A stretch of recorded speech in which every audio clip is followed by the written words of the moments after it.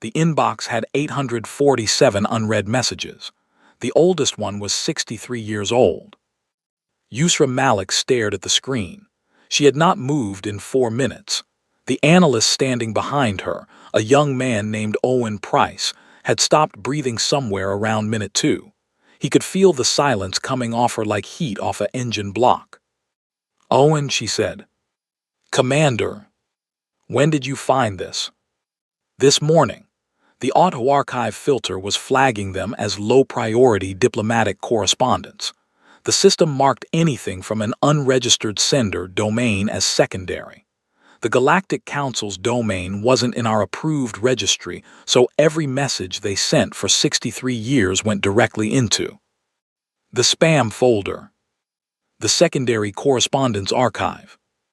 The spam folder, Owen. He did not argue. "Yes, ma'am." Yusra scrolled. She did not read. She scanned subject lines the way a person scans a car crash, not wanting to look, unable to stop. Mandatory attendance. Civilizational classification hearing, 2061. Follow-up, civilizational classification hearing, second notice, 2062. Final notice, civilizational status review Earth Sector, 2063. Invitation, Annual Galactic Council Summit, attendance required for recognized civilizations, 2064. Ray, Earth's absence from annual summit, formal inquiry, 2064. Ray, Earth's absence, second formal inquiry, 2065. She stopped scrolling at 2067. There were still 800 more messages below it. "Where is Director Calloway?" she asked. "In a budget meeting." "Pull him out." "He's with the Senate Oversight Committee." "Pull him out." Owen left. Yusra did not watch him go. She was reading the most recent message, dated 3 weeks ago, from something called the Galactic Council Civilizational Registry Office. The language was formal and bureaucratic in the way that only institutions with too much power and not enough accountability ever managed to be. It did not say Earth was primitive. It did not say Earth was small or unimportant or beneath consideration. It used cleaner language than that. It said Earth had been formally classified as a pre-sapient developmental anomaly.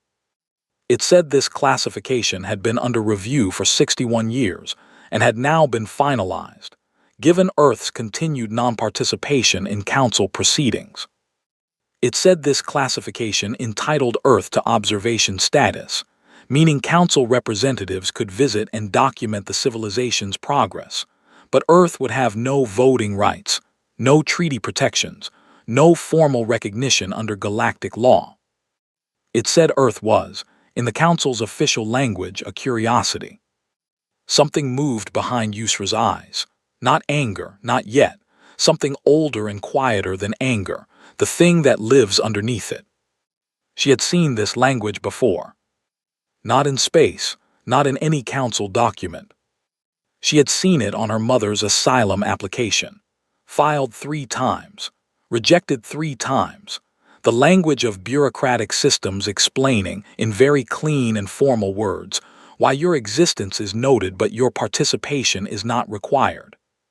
The door opened. Director Calloway came in with his jacket half-buttoned, Owen 2 steps behind him. "Commander Malik, I'm in the middle of." "Sit down, Director." He looked at her face and sat down. She turned the screen toward him. She let him read the subject lines. She watched his face go through several stages of a very specific kind of human experience. The experience of realizing that a catastrophic failure happened very slowly, over a very long time, and at no single identifiable moment. "Ya Allah," she said under her breath, not for him, for herself. "This was the archive filter," Calloway said. "This was a system error. We can send a response, we can explain." "We're going to do more than explain." "Yusra." "They classified us, Director." She said the word classified the way you say a word when the word itself is the offense. "They ran a hearing about the legal status of 8 billion people. They ran it 61 years ago. They ran it without us. They finalized it 3 weeks ago and they put us in a category that means we don't get a seat at the table. She paused. Our invitation to that hearing is in a spam folder. Calloway rubbed his face. What do you want to do? She had already pulled up a different screen. The United Earth Fleet Registry. Active vessels. Current operational status.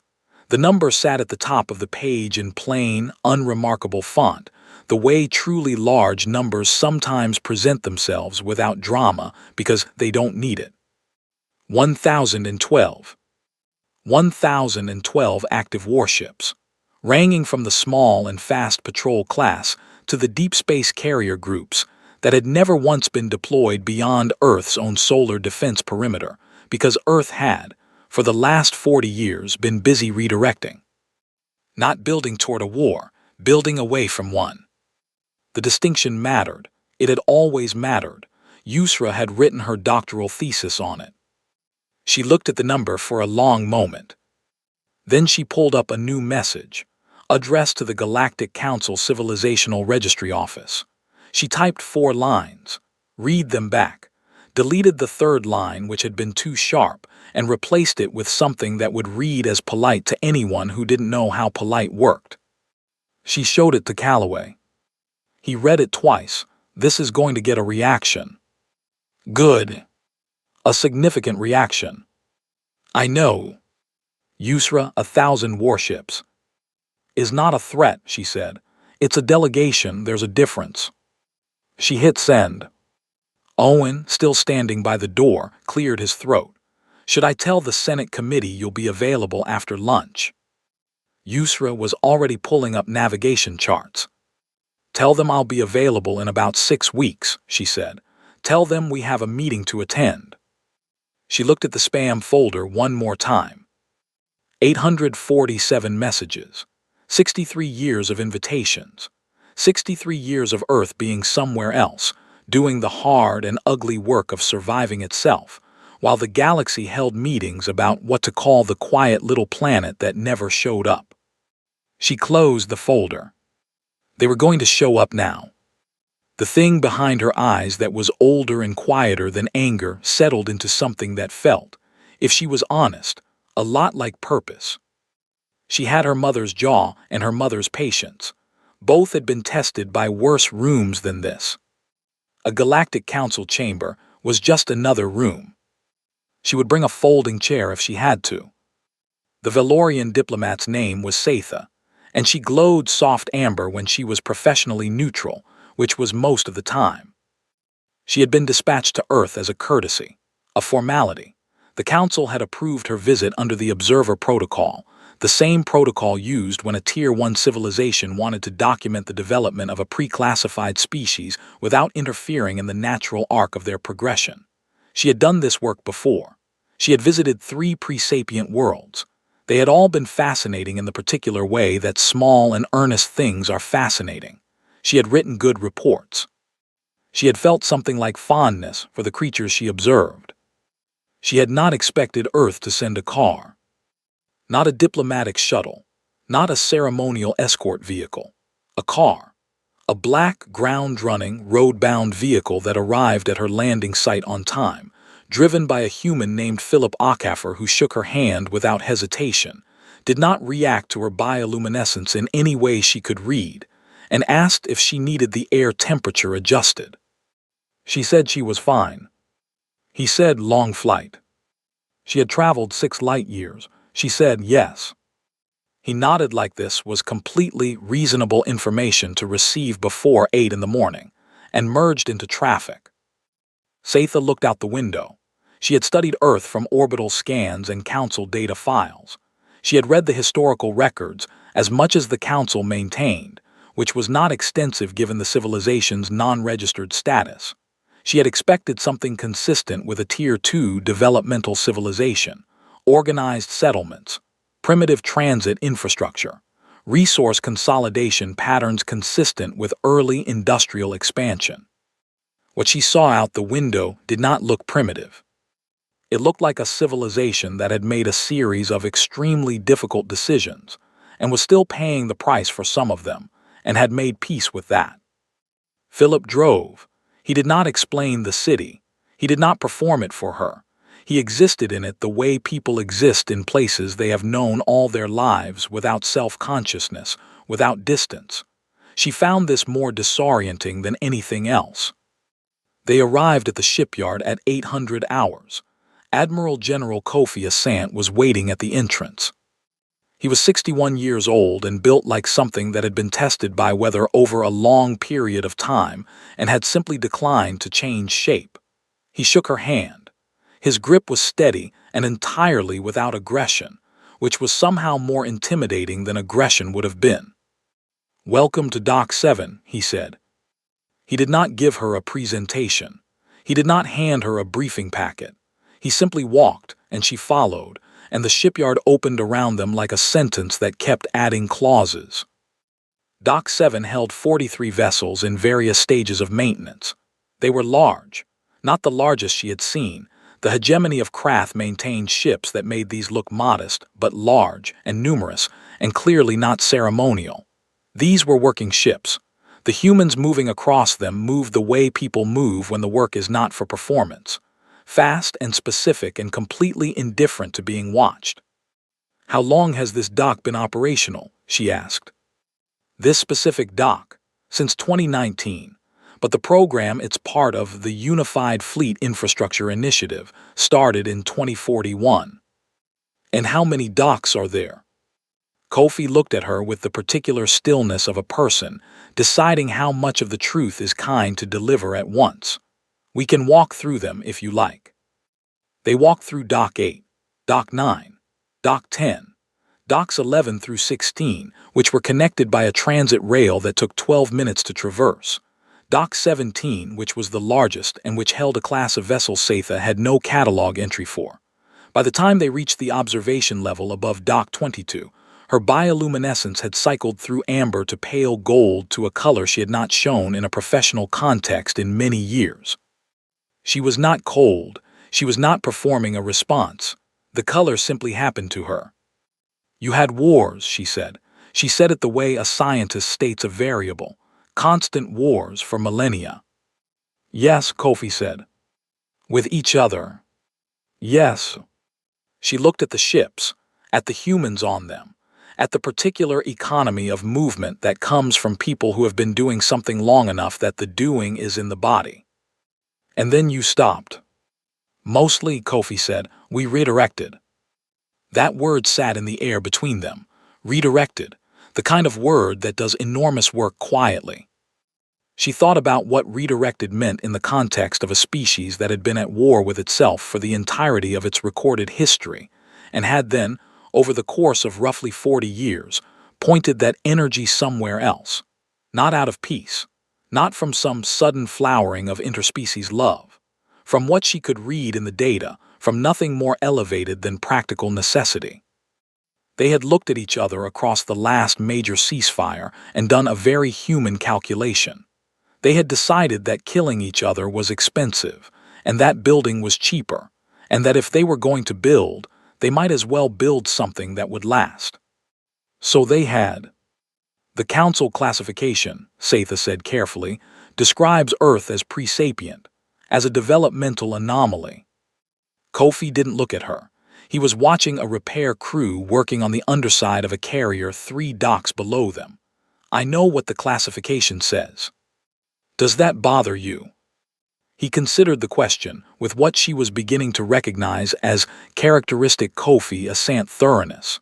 The quality of a person who does not give answers they haven't thought about. "My grandmother," he said, "was born in a village in Ghana that didn't appear on any official map until 1987. The regional government had a classification system too.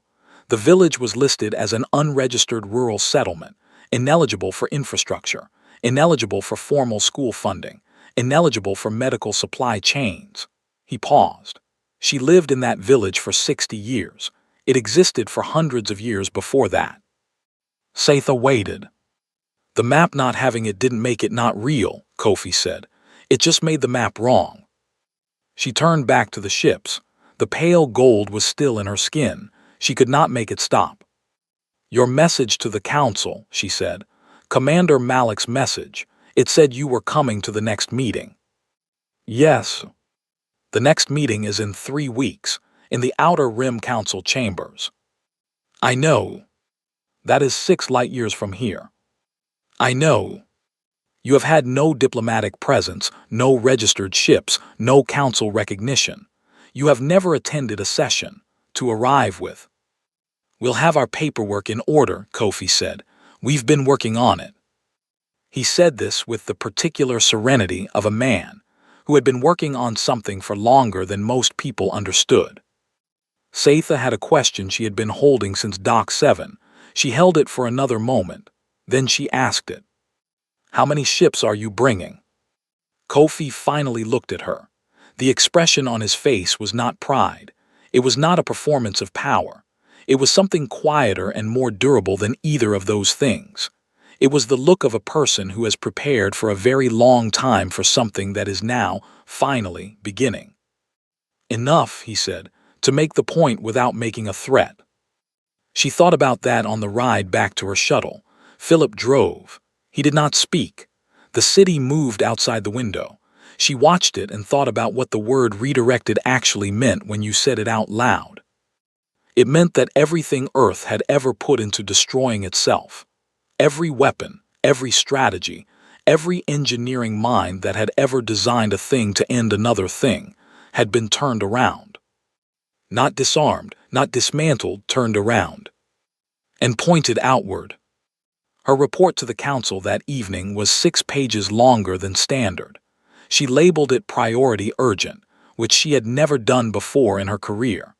Then she sat with the amber of professional neutrality and watched it fail to fully return. The pale gold stayed. She did not know a word for what Earth was. She had been trained in 11 galactic standard classification systems. None of them had a category for this. A civilization that had been burning itself to the ground for 10,000 years and had then, for reasons that were almost entirely practical, decided to stop. She thought about Kofi's grandmother's village, on no map, ineligible for everything, still there. She thought about 1,000 ships holding still in the dark. Still there. Still there. She filed her report. She went asleep. She dreamed in the way her species dreams, in color rather than image, and the color was not amber. It was something she had never dreamed before. Something that had no name in her language. She thought, in the loose logic of half-sleep, that Earth probably had a word for it.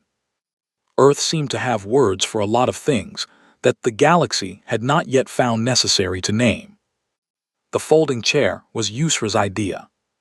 The council chamber had assigned Earth a visitor's observation alcove, a glass-walled box on the upper tier normally reserved for non-registered entities, journalists from allied worlds, and educational delegations from pre-sapient civilizations who had earned temporary access through the developmental observation program.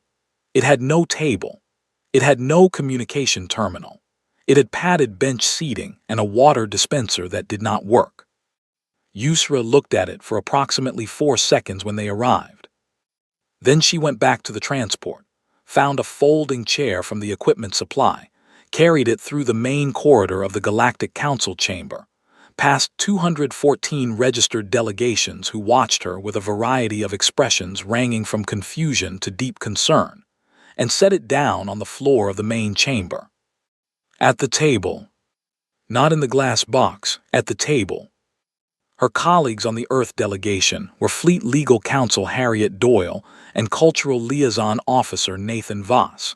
Harriet watched Yusra place the chair and said nothing for a moment.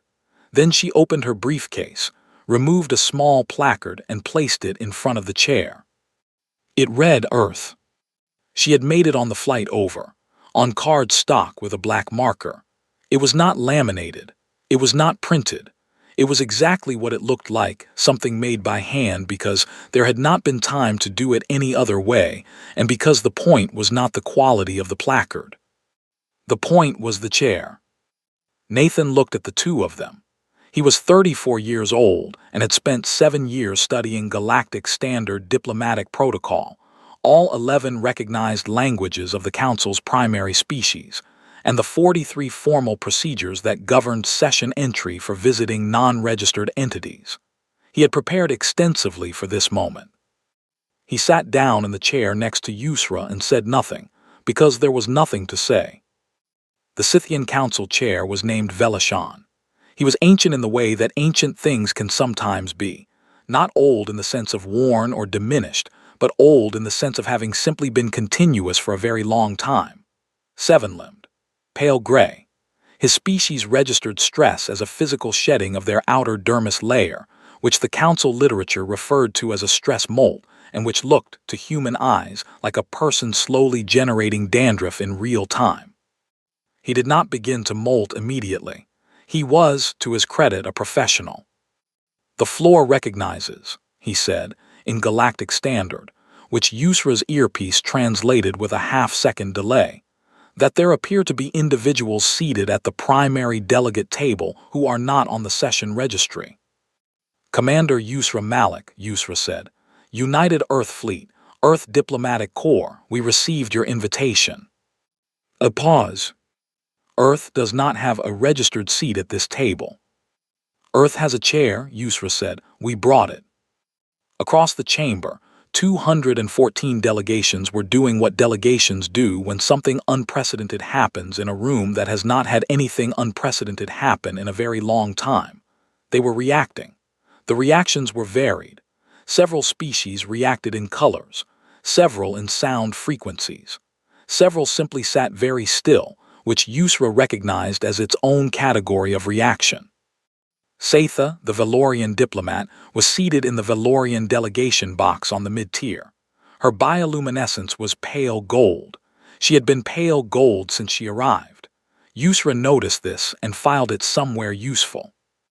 Velashan consulted something off-screen.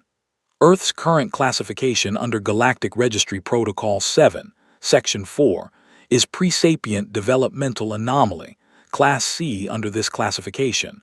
Earth representatives are entitled to observation access only. Participation in primary chamber proceedings is not. Yusra placed a document on the table.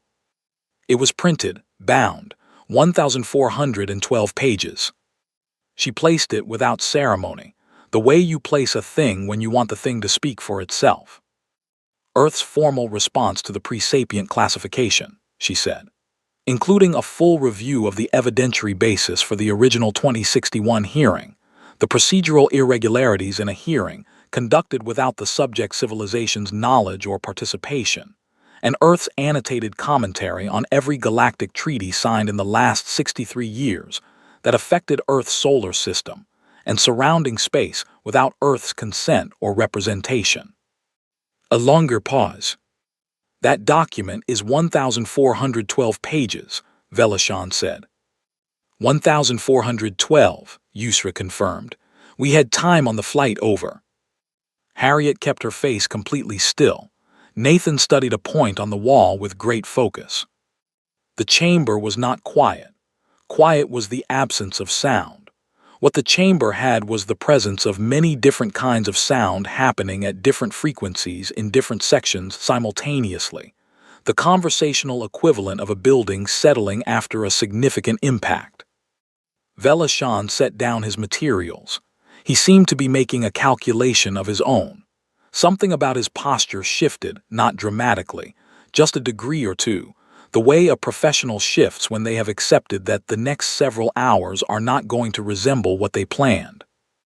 "Commander Malik," he said, "Earth's fleet registry, as of this morning's update from our monitoring systems, shows over 1,000 active vessels currently positioned at the outer edge of this system's approach corridor." "Yes," Yusra said. "Is this a military posture?" Yusra considered the question the way her mother had considered questions from people who held forms that could say yes or no to her future, with patience, with care, with the very specific type of restraint that is not weakness but is the decision, made consciously, not to spend all of your cards at once. "We were invited to a meeting," she said. "We wanted to be prepared." The chamber noise shifted register. On the upper tier, a Krath delegate was speaking rapidly to his aide. The Scythian chair was, very slightly, beginning to molt. A Brenari delegate, a species that registered extreme emotion as a sudden expansion of their outer membrane, so that they briefly appeared to double in size, was notably, unmistakably, larger than they had been 2 minutes ago. But the humans at the table were not doing any of this. Harriet had opened her briefcase and removed a stylus and was taking notes. Nathan had produced a thermos of coffee from somewhere and poured a cup. Yusra sat with both hands on the table and looked at the council chair with the particular expression she had inherited from her mother, from her grandmother, from every woman in her family who had ever sat across a table from someone who held a form. Not anger, not performance of confidence, something quieter. The look of a person who has already decided they are not leaving. Velashan called a 20-minute recess for procedural review. Yusra poured herself water from the dispenser that had been marked non-functional. She pressed the button. It worked fine. She drank it. It tasted terrible. She had expected that. She looked at the placard on the table. Earth, black marker on cardstock, not laminated. Behind the glass of the observation alcove they had not used, a small group of educational delegates from a pre-sapient world she didn't know the name of were pressed against the glass, watching. She looked at the placard. She had seen that look before too. On her own face once, years ago, before she had a uniform and a title and a fleet at her back. When she was still a girl watching adults sit at tables she was not allowed to approach, holding forms that controlled the shape of her life. She had decided something that year. She had decided it quietly and without announcement, and she had spent every year since building toward it. She reached over and straightened the placard. Earth. The recess ended. The session resumed. Outside in the dark and the cold of deep space, 1,000 ships held perfectly still. They had been holding still for a very long time. It was not patience that kept them still. It was purpose. The same thing that keeps a held breath still.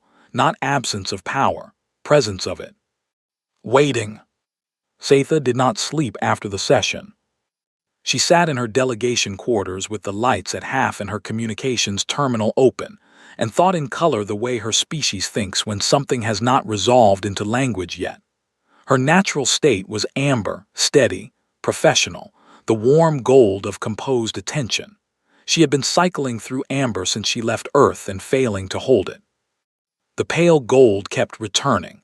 Pale gold in her species meant something between awe and fear, not the fear of a threat, the fear of something true that is larger than your current vocabulary. She opened a new document. She stared at the header line where she would normally type the subject. She typed, Ray Earth Civilizational Classification Assessment. She deleted it. She typed, Ray Earth Emergency Status Review. She deleted that too. She sat back and thought about what she had actually seen. She had seen in the shipyards the product of 40 years of redirected violence. That was the right word. Kofi Asant had handed her the word with the precision of someone who had been waiting to use it correctly. Redirected, not converted, not reformed. The same energy pointed somewhere else. She had seen in the council chamber 3 humans sit at a table they had not been invited to sit at, with a folding chair and a handwritten placard, and not perform confidence, not perform calm, not manage their bodies the way every other species in that room was managing their bodies, controlling the colors, suppressing the sounds, holding the expansions. They had simply been calm. Setha had studied xenobiology for 11 years. She knew what unmanaged calm looked like. It looked like the Ardeni, a species whose nervous system generated almost no stress hormones, placid and lovely, and almost entirely without ambition. It looked like the Marath, who processed anxiety so slowly that what felt like crisis to other species registered to them as mild interest. Human calm did not look like either of those things. Human calm looked like a structure that had been built over time and was holding its shape under load. She had tried to explain this in her report to the council the previous week, and the words had not come. She had written 6 pages and felt, reading them back, that she had described the outside of a building she had never entered. She tried again now.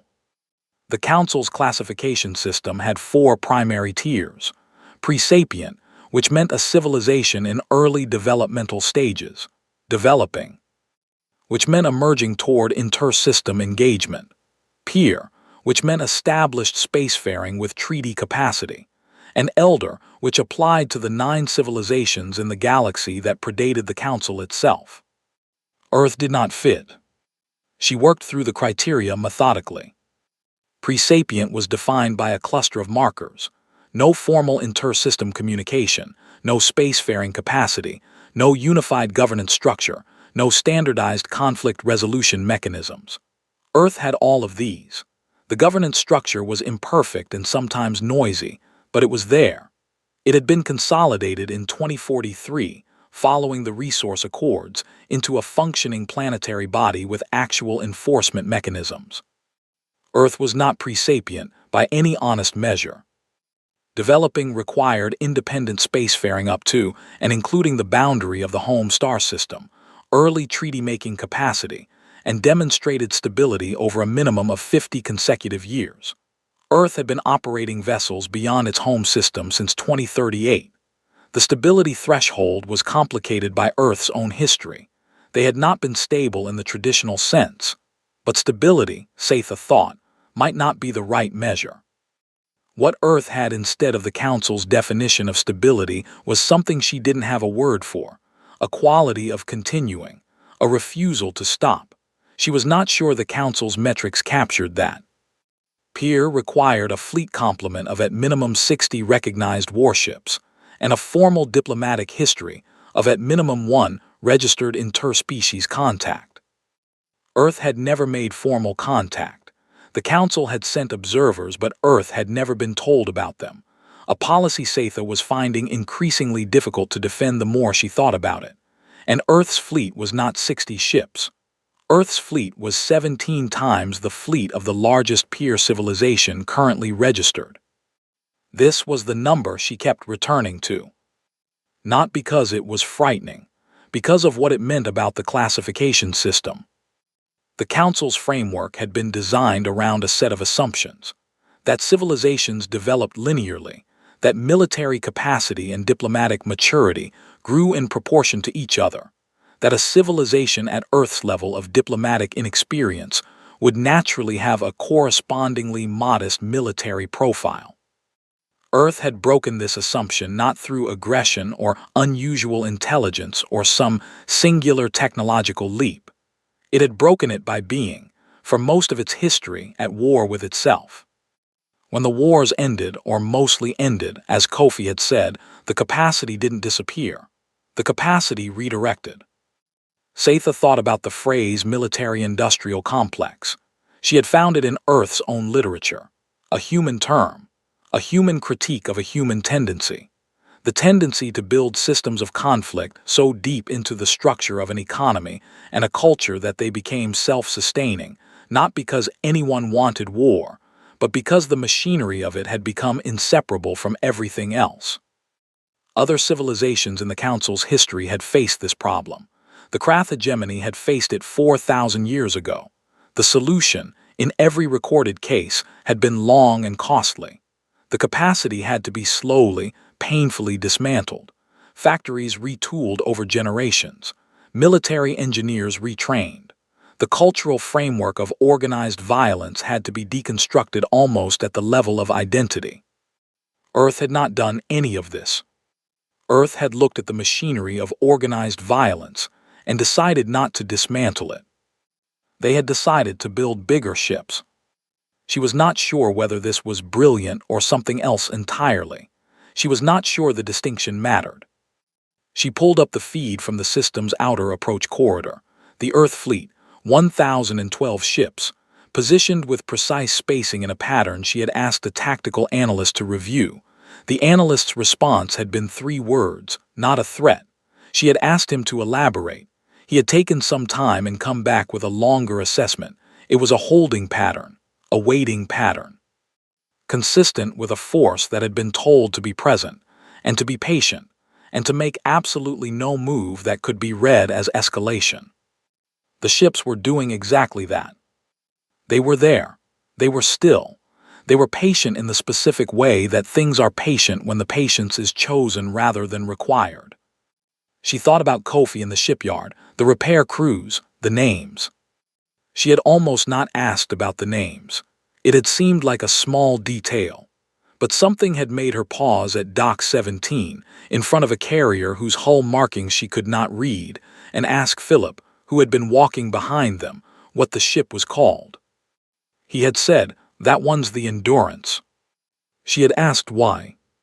He had said simply, "Because it has been." She had not understood this at the time. She was starting to understand it now. Every ship in the Earth fleet was named for something that had continued past the point where continuation seemed possible.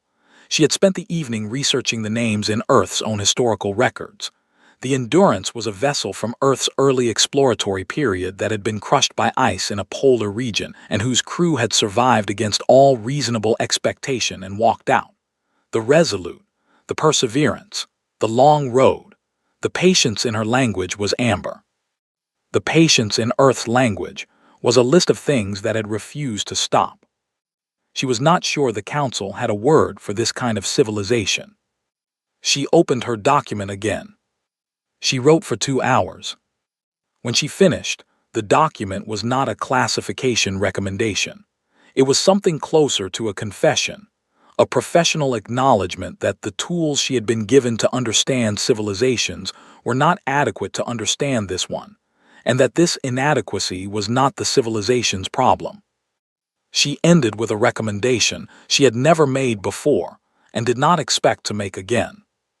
She recommended that the Council suspend its standard classification framework for Earth entirely, not assign Earth to a new category, not create a temporary designation, simply acknowledge that Earth did not fit, that the framework was not wrong but was incomplete, and that proceeding as if it were complete was a form of dishonesty that the Council could no longer afford. She titled the document, Preliminary Assessment, Earth Civilizational Review, submitted for emergency session. She marked it priority urgent. She sent it. Then she sat back and the amber returned, slowly, imperfectly, working against the pale gold that kept breaking through. Outside, the ships were still. She thought about the placard, card stock, black marker Earth. She had held official diplomatic credentials for 20 years. She had carried her documentation in a case sealed with Valorian state encryption, embossed with the Council's primary registry mark, backed by 4,000 years of continuous civilizational recognition. She had watched a human woman put a handwritten placard on a table and sit down in a folding chair. She had watched the handwritten placard hold. The vote did not go quickly. Nothing in the Galactic Council ever went quickly.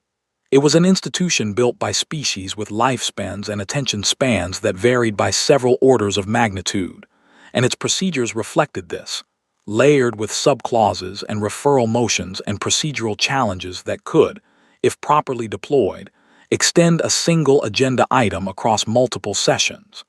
Velashan had been managing this institution for 60 years, and he was very good at it. But he had never managed a session that had 1,000 ships in the approach corridor.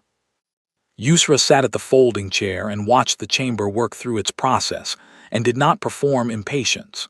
She felt it, a specific, familiar impatience, the one she got in rooms where power moved slowly because the people who had power had the luxury of slow. She recognized it and set it to one side and focused on the work. The work at this stage was mostly listening. Harriet was monitoring the procedural track. She had been in motion since the recess ended, flagging irregularities in the original 2061 classification, hearing with the kind of precise, unhurried efficiency that came from being the person in the room who had read every relevant document before anyone else. She had noted, in the first hour, that the original hearing had been conducted under a provision that required notification to the subject civilization. She had produced 3 council session records showing this notification had been filed, but never confirmed as received. She had noted, In the second hour, that unconfirmed notification under this provision was grounds for procedural appeal, and that Earth was hereby filing one. Nathan was managing communications. He had translated Yusra's opening statement into 6 galactic standard languages before arrival, and was now handling the real-time queries coming from 7 delegations who had approached with questions ranging from genuinely curious to nakedly strategic. Yusra held the center. The Krath delegation had been the first to signal hostility. The Krath hegemony was the largest single military power in the Council, or had been, until this morning, when the Earth Registry had been entered into the public record, and the rankings had silently, irrevocably rearranged themselves. Their lead delegate, a being named Gorathul, had submitted a motion in the second hour to have Earth designated a threat civilization pending a full military review. Velashan had tabled the motion for procedural reasons. Yusra had watched this happen and understood that tabling was not the same as defeating. The motion was waiting. It would come back. She was ready for when it did. The session broke for the midday interval. Yusra stayed at the table. She ate a nutrition bar from her jacket pocket. She drank the bad water. She read the 1,412-page document she had placed on the table, not because she didn't know what was in it, but because she had found over many years that there was something useful about being seen to read your own materials in a room full of people who were expecting you to perform confidence instead. Confidence was not the point. Preparation was the point. The session resumed. 3 more delegations had submitted written questions to the Earth position. Harriet had drafted responses. Nathan passed them to Yusra. She reviewed, adjusted 2 phrasings that were technically accurate but carried overtones she didn't want, and returned them. Then Velashan reached the point in the session that everyone in the room had been navigating toward without saying so. The classification vote. Under Galactic Registry Protocol, a civilization's classification could be challenged, appealed, and revised by a 2/3 majority of the seated delegation. Earth had submitted a formal challenge. The Council was required to vote. The categories on the table were the 4 standard ones: pre-sapient, developing, peer, elder, which no one proposed because it was self-evidently not applicable. And then, quietly, a 5th option appeared on the session record. Satha had submitted it in her overnight report, and Velashan had, somewhat to Yusra's surprise, allowed it onto the ballot. Undetermined, pending further assessment. It was not a classification. It was, by the Council's own precedent, a procedural holding status that had been used exactly twice in the Council's history, both times for civilizations whose status was being actively disputed and needed to be suspended while the dispute was resolved. It had never been used for a civilization that showed up with 1,000 warships. It had never been used for a civilization that anyone was genuinely uncertain about classifying. It was being proposed, Yusra understood, because the Council did not have a word for Earth, and someone, at least one someone, was honest enough to say so. She looked across the chamber to where Satha sat. The Valorian diplomat's bioluminescence was pale gold. Yusra had read Satha's report that morning. A delegate aide had passed it to Nathan with no explanation, which was its own kind of explanation. She held Satha's eyes for a moment. Then she looked at the vote board. It opened at 9:30. The first delegation's entry appeared, pre-sapient, unchanged. Yusra had expected this. Some delegations had their positions before the session started. She did not move. Second, developing. Third, peer. Fourth, pre-sapient. Fifth, undetermined, pending further assessment. The votes accumulated.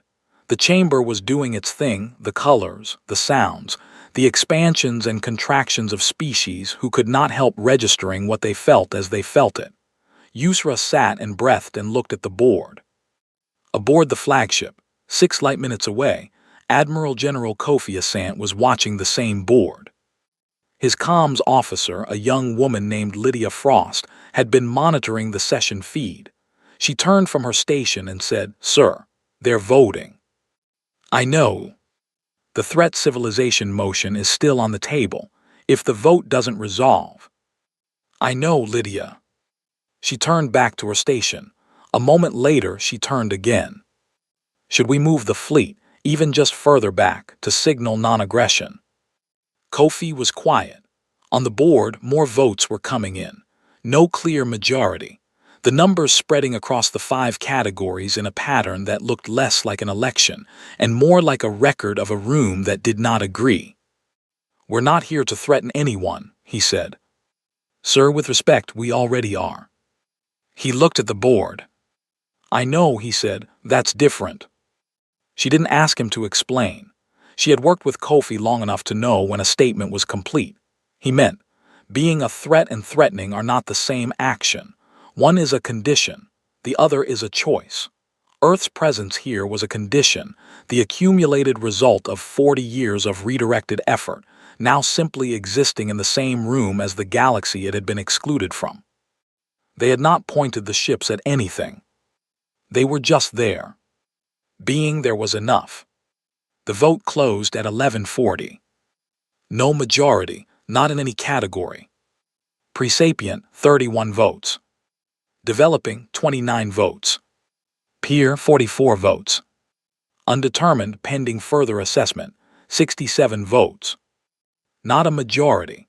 The 67 was the largest single group, but it was not 2/3. The classification failed to pass. Earth's challenge was upheld by technical default. You could not maintain a classification that had been formally challenged and then failed to achieve majority support on revision. Earth was, at this moment, constitutionally unclassified. In 214 sessions of Galactic Council history, this had never happened. Velashan looked at the results board. He was molting gently, which in his species was the equivalent of a very controlled exhale. He looked at the Earth delegation, at the folding chair, at the handwritten placard. Commander Malik, he said, in light of the vote's outcome, the Council must ask, what does Earth want from this body? The chamber went very quiet. The many-frequency kind of quiet that is actually many sounds all choosing, simultaneously, to wait. Yusra looked at the placard, card stock and black marker. She had made it herself because there had not been time to do it any other way. She thought about the spam folder. 847 messages. 63 years of invitations to a meeting that was about to begin. She thought about her mother's asylum application. Filed 3 times. The language of forms. The careful, formal explanation of why your presence is noted but your participation is not required. She looked at the vote board. At the 67 votes for a category that was not a category, from delegations who had been honest enough to say, we don't know what this is. She stood up, not for drama, simply because some things are said standing. A seat, she said, a real one, at this table, with voting rights, treaty protections, and formal recognition under galactic law. She looked at Velashan directly. And someone rewrites the charter. The classification system you are using was designed for a galaxy that did not include us. It needs to be updated. The chamber sound returned slowly. She sat back down, she picked up her water, drank it. Still terrible. She had expected that. Nathan poured himself more coffee. Harriet continued taking notes, because the session was not over and there would be follow-up procedures, and there was always more work to do in a room after the moment everyone had been waiting for. Outside in the dark between stars, 1,000 ships held their position. They had been still for 11 hours. They were not impatient. They were not restless. They were what they had always been, a product of everything Earth had survived to build, waiting with the particular quality of something that has been ready for a long time and is not surprised to finally be here. The ships were named for things that had refused to stop. The endurance, the resolute, the long road, the patience that was not amber and had no word in Satha's language but had many words in Earth's. Many, many words. Velashan called a second recess. The chamber broke apart into small groups and urgent conversations, and the business of a galaxy realizing slowly that its map was wrong. Yusra stayed at the table. She straightened the placard one more time. Earth. The white space around it was not empty. It was the pause before the next sentence, the specific beat that belongs to things that have waited long enough and are now, finally, beginning to be heard. She was her mother's daughter. She had her mother's jaw and her mother's patience. Both had seen worse rooms. Neither had ever left a table before the work was done.